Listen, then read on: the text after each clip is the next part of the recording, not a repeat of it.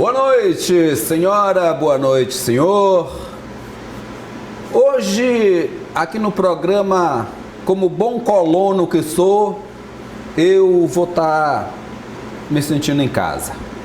Embora, às vezes eu fale aqui como se estivesse tomando um mate na beira do fogão, na casa da minha mãe. Mas é um tema que eu quero desenvolver há muito tempo.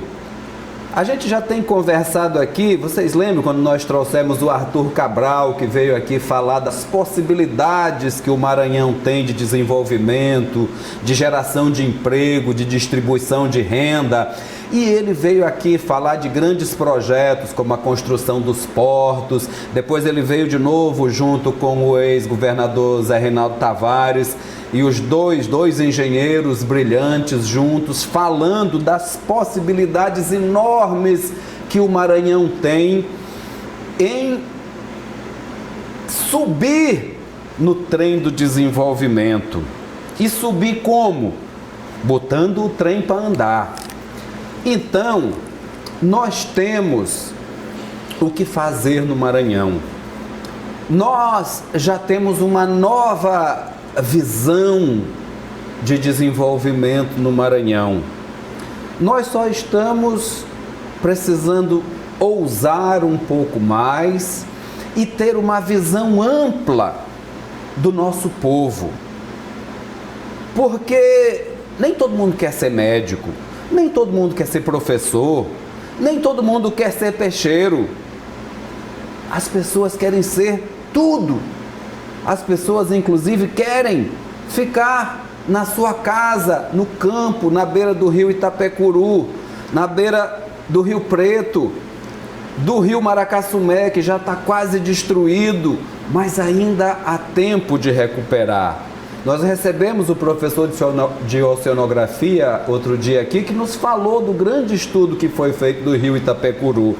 Então, nós já matamos mais da metade dos rios que corriam na ilha de São Luís, mas ainda há tempo de nós evitarmos a morte de outros pequenos rios ou de grandes rios, que o rio Maracassumé não é um rio pequeno e é um dos que mais vem sofrendo.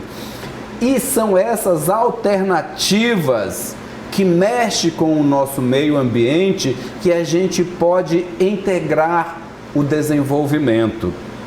Ah, vamos encher de soja, vamos encher de eucalipto. Não é só isso. Esta é uma visão muito resumida. O agronegócio é importante para o Brasil, para o Maranhão? É, pela geração de moeda estrangeira, é o dólar que chega aqui. Mas nós também já discutimos aqui com algumas pessoas de que ele não gera divisas para o Estado de maneira direta, ele não paga impostos. Enfim, nós precisamos ter uma visão muito ampla do Estado do Maranhão para desenvolver, para fazer com que o nosso povo esteja integrado neste desenvolvimento. E como todos nós sabemos, existe uma parcela muito grande do nosso povo que ainda vive vamos falar, no interior, não é no campo, como querem dizer esse povo que fala bonito. Vive no interior, alguns vivem no interior do interior, lá onde só se chega de Toyota Bandeirantes ou de jumento, ou de moto que substituiu o jumento hoje em dia. Nós estamos falando mais diretamente da agricultura familiar. E para fazer este contraponto, recebemos uma especialista, que é uma engenheira agrônoma. Ela já foi presidente do IBAMA aqui no começo dos anos 2000, e que é a Marluze Pastor, minha querida amiga, que há muito tempo eu quero que ela venha aqui. Marluze, seja muito bem-vinda. Eu me emociono quando eu falo desse tema, então eu me estico um pouco mesmo. Seja muito bem-vinda aos analistas. Olá, Geraldo, é um prazer muito grande estar aqui com vocês e falar desse tema. É um tema bastante emocionante. Eu sou de Itapecuru-Mirim, eu sou de próximo do Itapecuru-Mirim, nasci numa comunidade quilombola, que é o Iteiro dos Nogueira, o Iteiro dos Pretos. Já tive lá. E a agricultura, você esteve lá. Eu tive. E a agricultura é extremamente importante para as comunidades tradicionais no Maranhão, para os agricultores familiares, para os pescadores e para o Maranhão como um todo. Primeiro, Primeiro porque a gente se alimenta dos produtos da agricultura, e especialmente da agricultura familiar. O nosso alimento vem da agricultura familiar, sabe? A gente gosta de comer farinha, a gente gosta de comer o arroz, gosta de comer maxixe, quiabo, vinagreira, jerimum, isso vem da agricultura familiar. Melancia, mexerica, vem tudo de lá, né? E o peixe, sabe? O peixe, o camarão, a juçara. Então, esses são produtos que a gente gosta de se alimentar, são produtos que são nutritivos e que, de alguma forma, dão segurança alimentar e que vêm da agricultura familiar. Então, esse realmente é um tema muito importante e tem muita coisa para conversar sobre isso, sabe? Claro que mudaram muitas coisas de algum tempo, quando você foi lá no Oiteiro, quando a gente estava, de alguma forma, fazendo outros trabalhos, mas a agricultura familiar é muito importante para o Estado, é muito importante para o país, e a gente precisa realmente proteger e fazer avançar, fazer com que esses jovens, inclusive, mesmo que não estejam morando lá, mas que continuem se relacionando, estabelecendo relações, voltando para essa comunidade, produzindo nessa comunidade.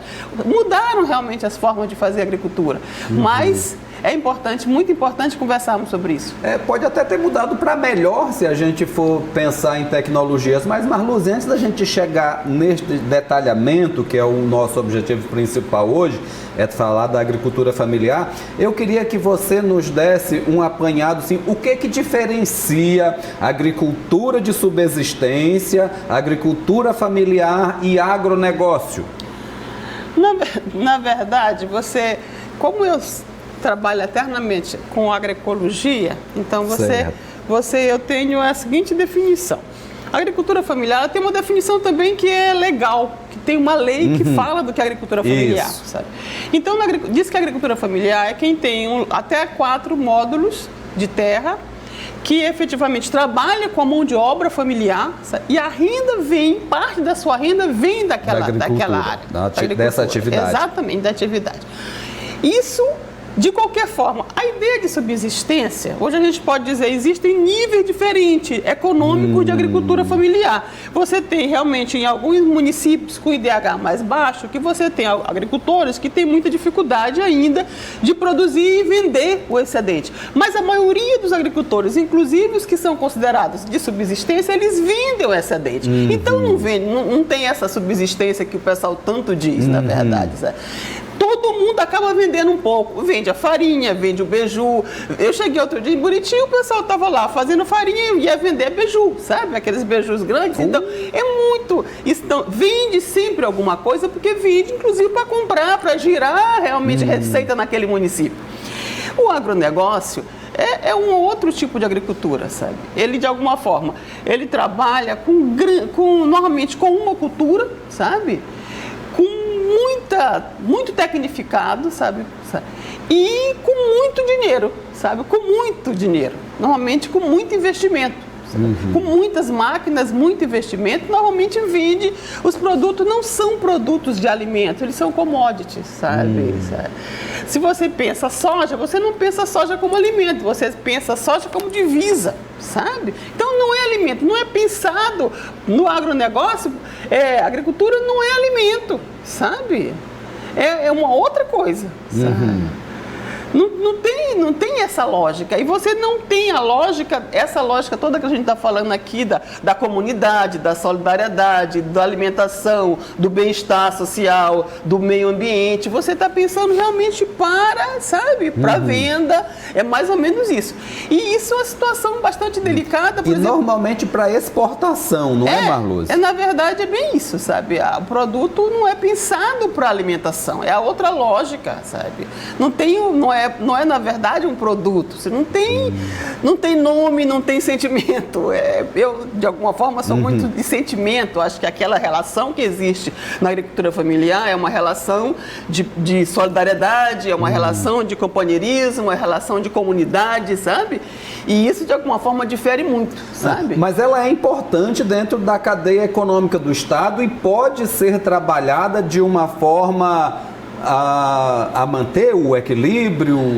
Veja lá, é muito difícil pensar hoje como tirar isso, na verdade, voltar todo mundo à situação anterior.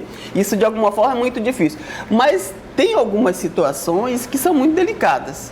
Por exemplo, hoje você tem, se você fizer uma análise do Maranhão, pegar os dados do IBGE, você tem uma redução do estado, tanto em estabelecimentos como em área. E isso coincide com o período, principalmente, que a soja ocupou a região do Baixo Parnaíba, aquelas micro-regiões que o conjunto fazem o Baixo Parnaíba, sabe?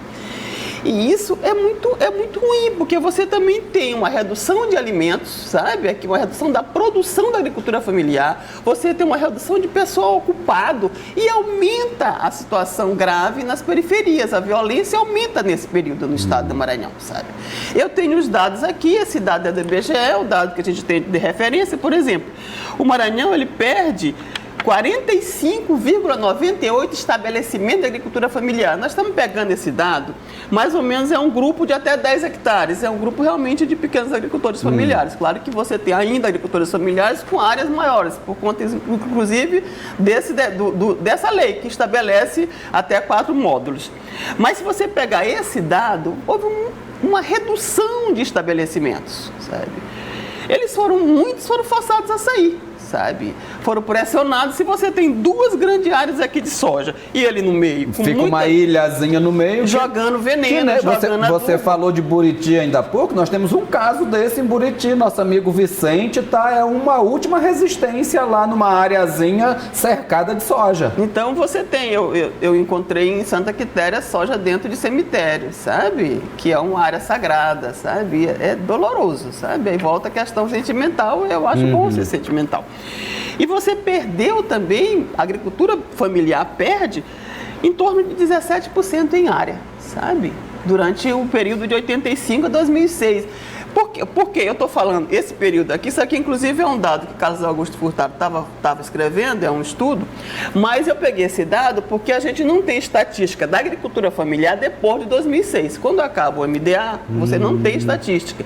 Você vai ter dados gerais da agricultura, mas não tem dados específicos, porque o MDA ele fez estatística específica para a agricultura familiar. Então, por isso que esse dado é de 2006.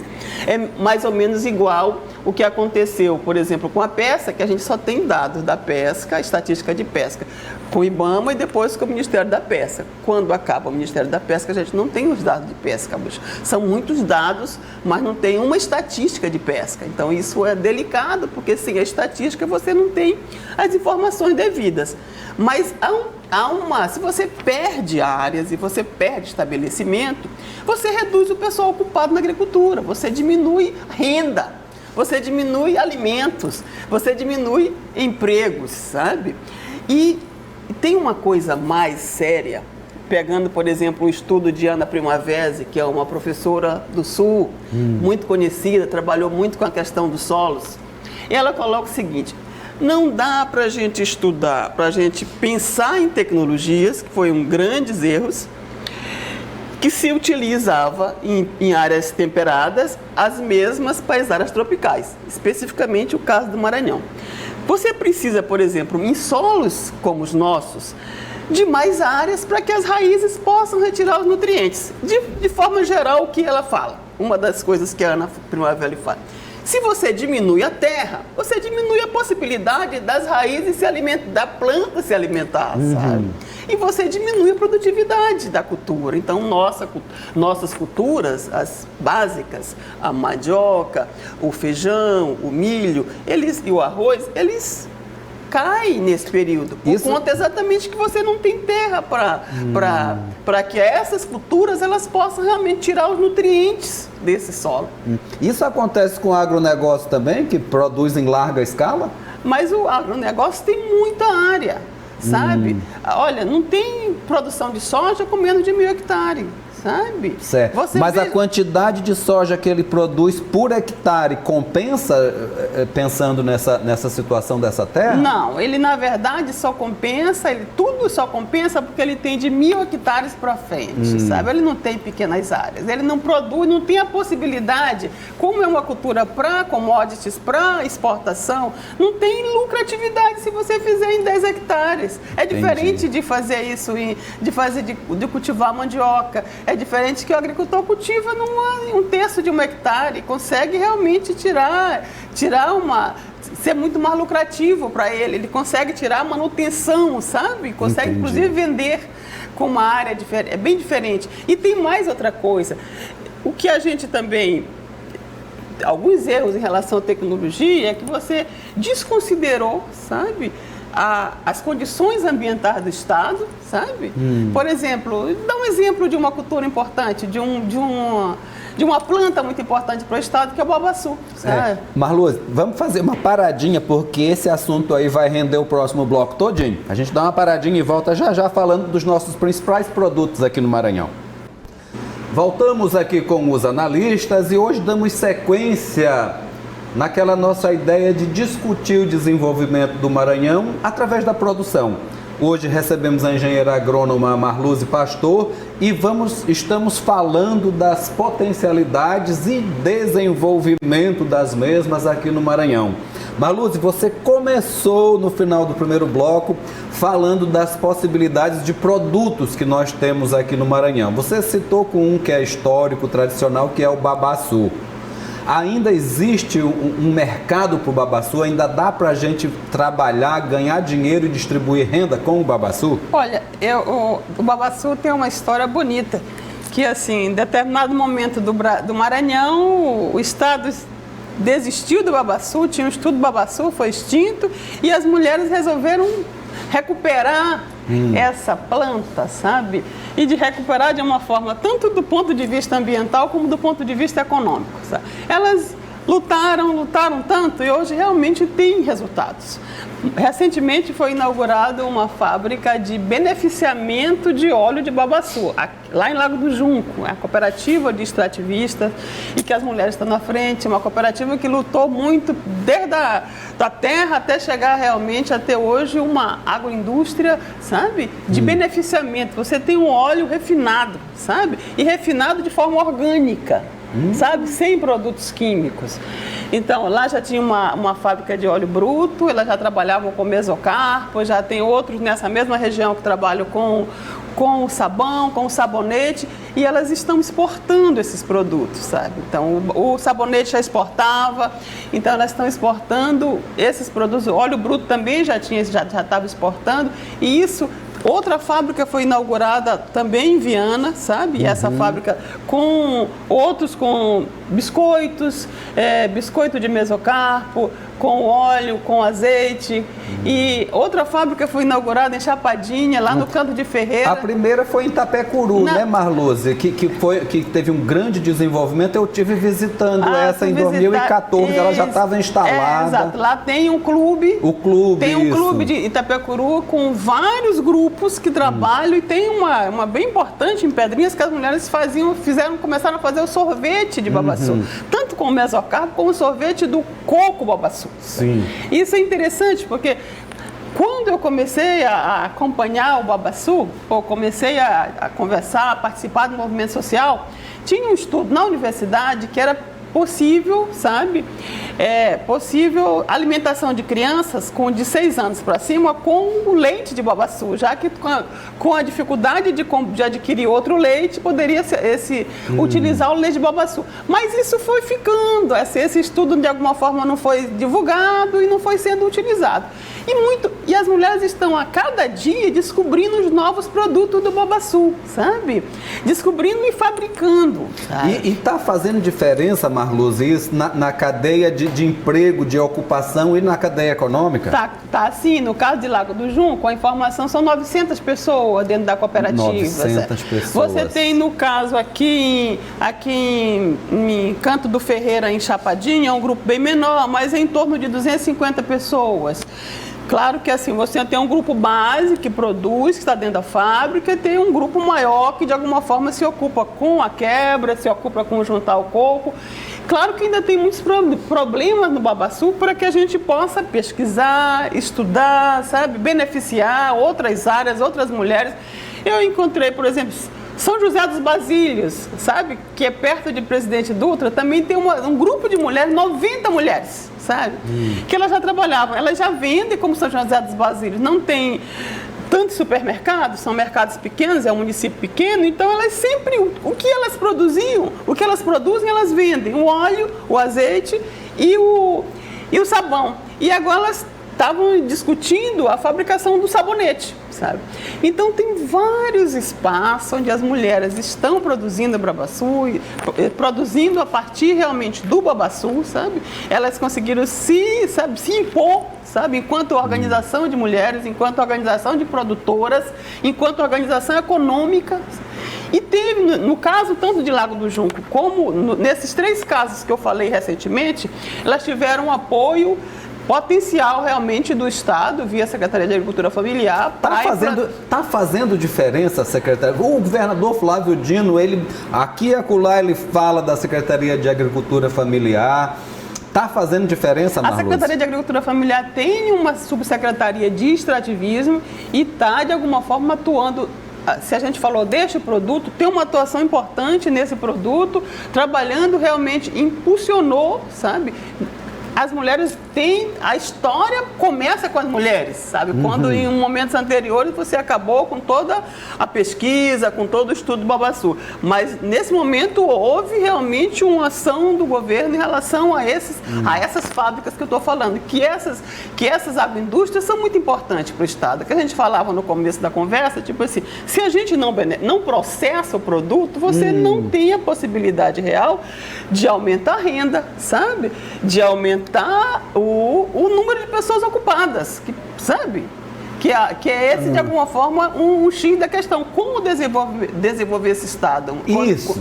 Quando continuar, como melhorar o desenvolvimento do Estado? Olha só, mano, tem uma coisa, Marluce, que eu disse. Quando a gente vê a nossa Bahia aqui entupida de navio, eu acho que a cada 100 navios que saem carregados aqui de minério ou de soja, basta um navio carregado vindo da Europa lá com telefone celular, com não sei o que vale pelos 100 navios que a gente exportou, uma vez que os nossos não têm valor agregado.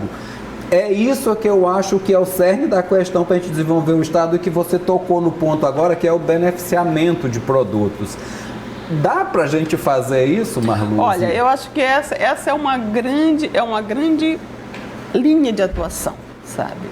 A gente tem produtos muito importantes com valor, que de alguma forma, com valor agregado, que você tem. Aí eu posso listar que a gente falou agora em do babaçu, sabe? Que tem mercado, é possível exportar, sabe? É possível pensar, tem que pensar em outras coisas, inclusive usar o babaçu, o mesocarpo no pão, usar uma série de outros. Quebrar a máfia do trigo, né? Mas você tem outros produtos importantes. A questão da castanha, sabe? Você estava me falando desse negócio da castanha, quer dizer que o Maranhão é um grande produtor de castanha, mas ela não está gerando imposto aqui para nós? Na verdade, a castanha ela sai toda como se fosse, na época que a gente dizia, sai quase como tráfico, sai, todo mundo entra, é como, por exemplo, a mesma coisa do caranguejo, sabe? O caranguejo sai da região do Delta, o maior produtor daqui do Maranhão é aquela região do Delta, e sai todo para o Ceará principalmente, sem efetivamente, sem o Estado de alguma forma agariar realmente os encargos devidos em relação a esse produto. E nem sai como um produto da agricultura familiar maranhense, né? É porque ele acaba chegando no Ceará como do Ceará. E é para servir os milhares a mais de turistas que eles têm e que nós não temos. E que é tipo assim, é como a lagosta, sabe? É como o camarão. Você tem aqui, mesmo na época que tinha estatística de pesca, a estatística ela pega os dados, informa os dados a partir do porto que chega o pescado, mesmo com a estatística de pesca, sabe? Então, isso assim, se o barco pesca aqui nas águas do Maranhão, mas sabe? Entrega lá no Piauí ou no Ceará. Aí aquele peixe ficou lá do Ceará, vai como a estatística do Ceará, sabe? E tem como a gente segurar isso aqui como produção nossa maranhense? Tem na verdade, hoje está sendo discutida a cadeia do caranguejo, sabe? Que é importante a discussão disso, a discutir até como fazer, como formalizar o produto, como beneficiar, como arrecadar, como ter o controle dessa produção, sabe? Claro que inicialmente o Estado não vai conseguir controlar isso tudo, porque você vai ter até dificuldade de mercado. Você vai ter que realmente ir isso aos poucos, Mas passos. É através de políticas públicas que se resolve isso. Na verdade, você vai ter que realmente a cadeia do caranguejo, ela está se constituindo no Estado, sabe? Ela está a gente inclusive estava discutindo até modelos, sabe, modelos de fábrica de beneficiamento, sabe, para que ele fosse acessível àquelas mulheres que quebram o caranguejo, acessível para aqueles catadores de caranguejo, porque tem determinadas, as normas de beneficiamento também elas são bastante rígidas e precisam de determinados detalhes que ficam caro, fazer uma fábrica, construir uma agroindústria. Então a gente está discutindo a simplificação disso, sabe? Então, mas nesse caso é muito importante realmente as políticas que a gente dê continuidade a essa cadeia para que haja realmente melhoria de condições de trabalho daquelas pessoas, que é um trabalho difícil, catar caranguejo, quebrar caranguejo, como uma melhoria de recursos para quem, de alguma forma, para o Estado, a formalização do produto realmente, o beneficiamento do produto, a qualidade sanitária daquele produto, isso é importante. Um outro produto, já falamos aqui do babaçu e falamos do caranguejo, e um produto muito importante que também precisa isso de alguma forma precisa de uma grande discussão no Estado, que é o mel. Esse também vai gerar, vamos falar do mel, mas no próximo bloco a gente dá uma paradinha e volta já já. Voltamos aqui com os analistas. Como vocês já notaram, hoje é o analista, né? Que Natanael foi resolver uma burocracia para a gente aqui do programa. E eu estou aqui sozinho. Recebemos Marluze Pastor, que é engenheira agrônoma, e está falando para a gente aqui da nossa cadeia produtiva, principalmente dentro da agricultura familiar.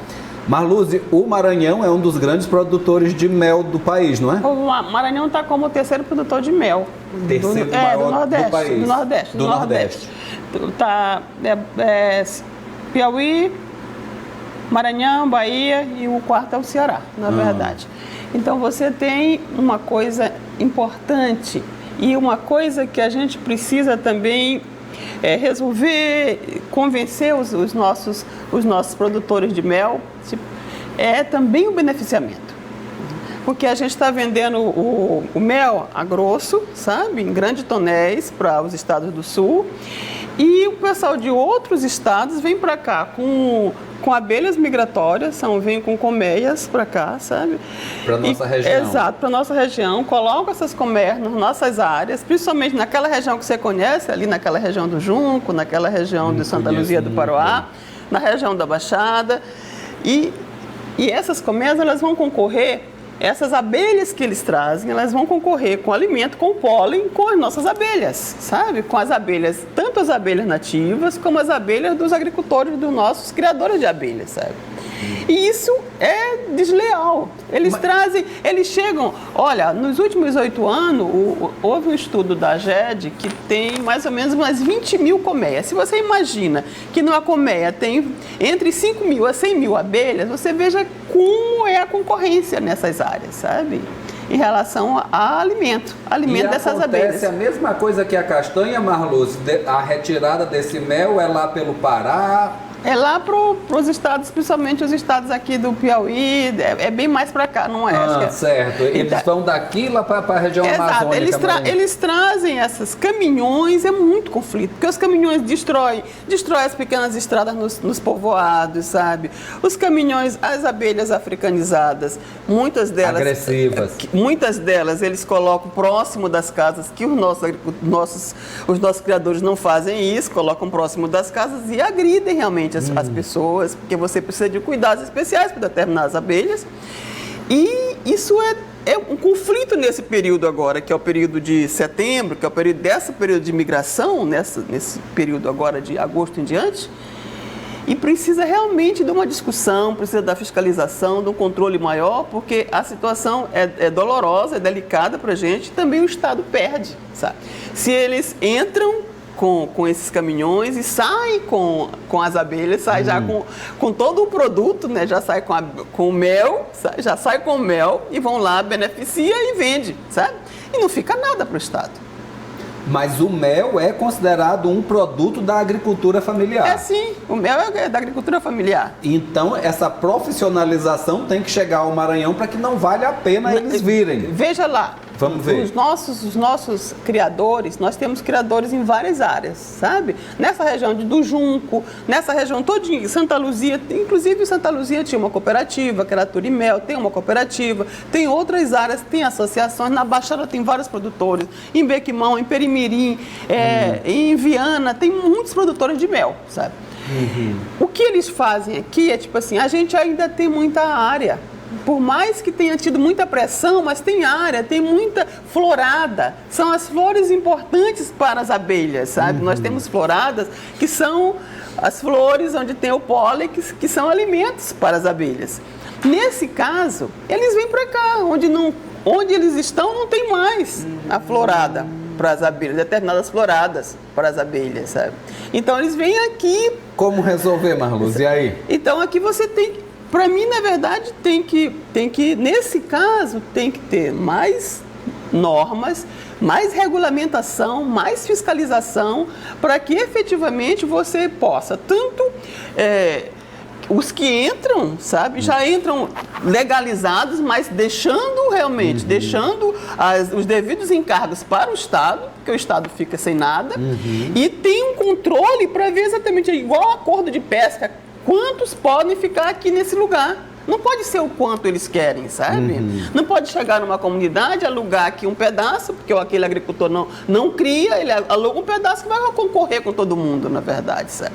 Então tem que ter esses acordos muito claros, sabe? Tem que ter normas para que haja essa migração aí de abelhas, essas abelhas migratórias, sabe? Jogar essa discussão aí no ar, que é para poder todo mundo pensar nisso, não é verdade? É preciso ter normas para controlar o que está acontecendo no estado hoje em relação às abelhas migratórias, para que permita que os nossos agricultores beneficiem seus produtos e vendam. Porque hoje, quem está vendendo, os nossos estão vendendo a grosso, tipo em tonéis.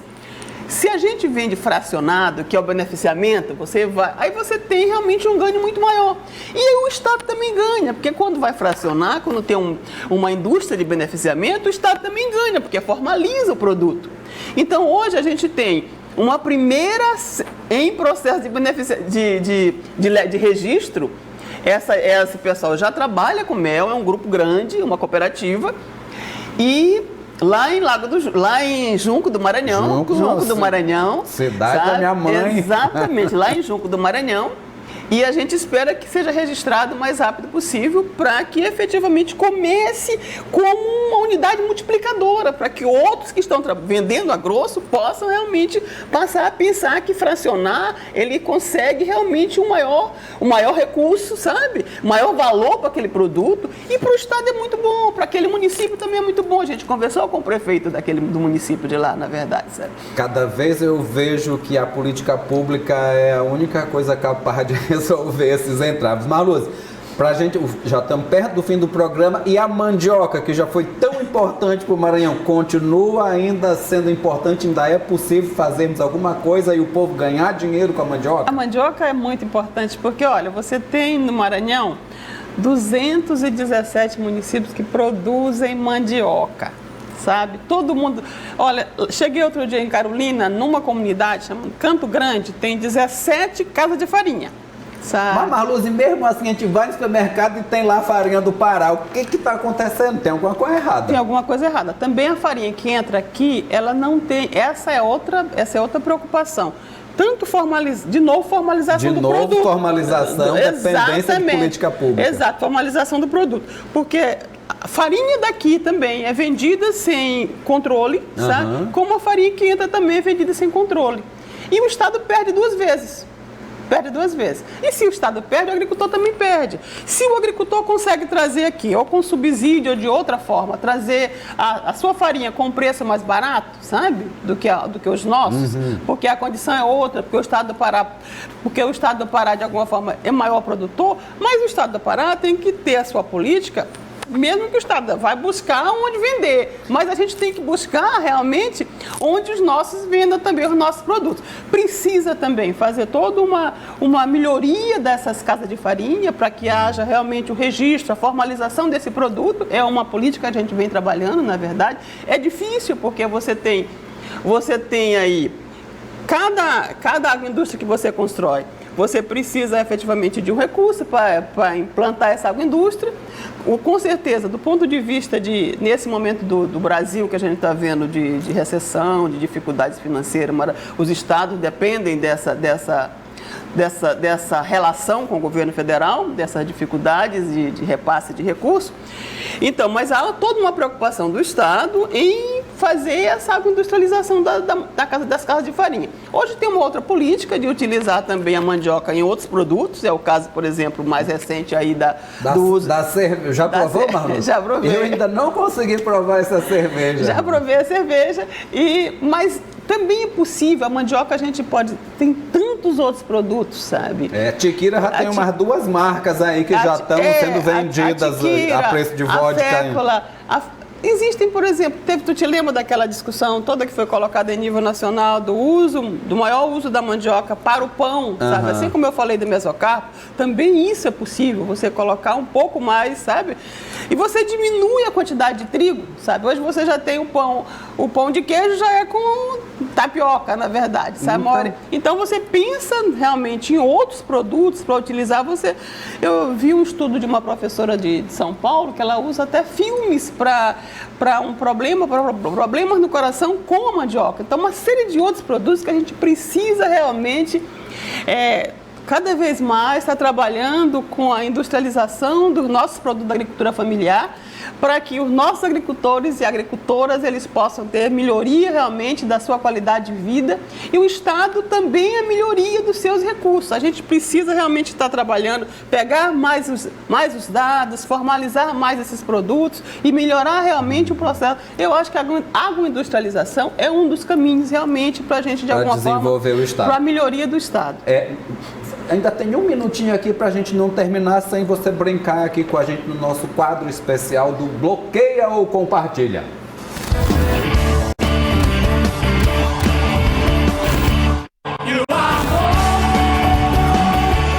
Nesses tempos de rede social não tem jeito, né, Marcos? Vamos ver, bota o primeiro aí. Tá aí, ó, a ministra da Agricultura, Tereza Cristina. A senhora bloqueia ou compartilha? Bloqueia. Bloqueia? Não vai melhorar o Brasil? Não acredito. Na verdade, olha, uma pessoa que trabalha, que de alguma forma trabalha o tempo todo no aumento da quantidade de venenos, eu não tenho como achar que vai melhorar a vida das pessoas, porque a gente já... Inclusive, quando eu falei da abelha, hoje você tem 1 bilhão de abelhas mortas no Brasil, sabe? Então, não bloqueio. Num momento de tecnologia avançada como essa, eu acho que teria jeito melhor. Segundo, vamos ver. Tá aí, ó, e o Júlio César Mendonça. Eu compartilho, meu companheiro, meu amigo, conheci o Júlio ainda quando eu era estudante de universidade. Lá de Viana, né? É lá de Viana e acho que ele está fazendo muito pela agricultura. Com todas as dificuldades do Estado, ele realmente é muito esforçado. Muito bem, é o secretário de Agricultura Familiar, que eu não disse. Vamos ver, quem tem mais? E aqui é a secretária de Agricultura, né? A Fabiana Vilar Mendonça. Eu acho que compartilho. Eu não conheço a Fabiana, só de alguma forma de nome. Nunca convivi com a Fabiana. Então, não tenho como criticá-la e nem como... Então, eu vou compartilhar porque eu nunca convivi com a Fabiana. Mas com a Tereza, por toda a história que de alguma forma sei da Tereza, eu bloqueio totalmente. Eu botei essa aqui por conta você é uma das pioneiras na luta pela causa da mulher no Maranhão.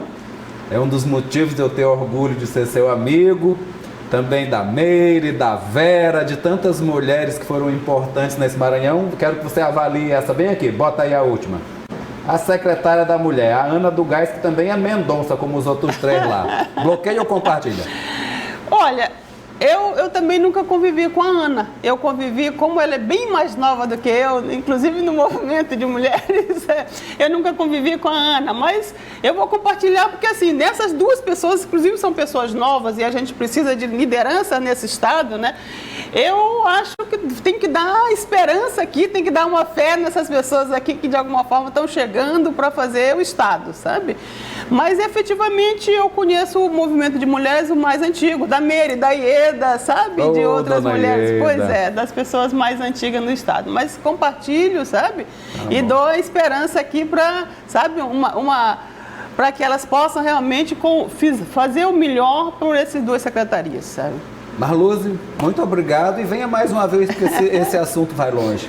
Esse assunto é muito bom, a gente tem muita coisa para conversar, sabe? Eu acho que esse estado tem muita riqueza, tem muitos recursos naturais. A gente que viveu nessa parte realmente do ambiental, a gente sabe o quanto de recurso natural. A gente precisa usar isso para o benefício das pessoas, para o benefício, inclusive, das pessoas que têm mais dificuldade de acessar os direitos, acessar realmente os benefícios. Pois é. E o senhor e a senhora, espero que a gente tenha esclarecido que é possível a gente respeitar o meio ambiente, a gente ganhar dinheiro, distribuir renda, ser feliz. Cada um fazendo aquilo que quer, aquilo que tem vontade. Amanhã nós vamos discutir mais um pouco aqui nos Analistas. A gente recebe a professora Meire Ferreira. Até lá.